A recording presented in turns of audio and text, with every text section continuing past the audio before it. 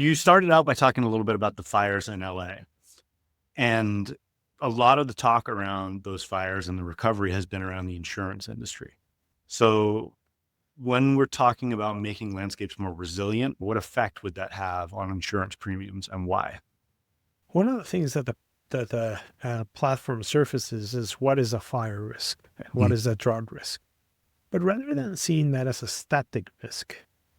that can be increased or it can be decreased depending on the health of the ecosystem.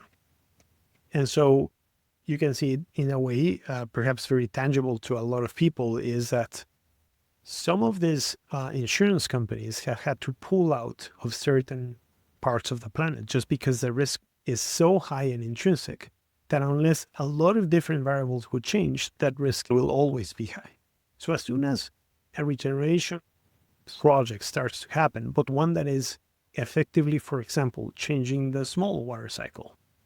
that is increasing the soil moisture potential, where that fire risk that is there starts to decrease because of the bastion type situation, as in nature-based bastion, that you're changing the intrinsic variables that are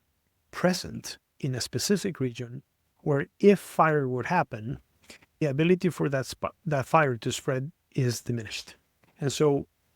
there is a world, but I'm crystal balling here, is that there is a world where if enough land regeneration activities would happen, you're changing, for example, the soil moisture potentially tangibly, so that the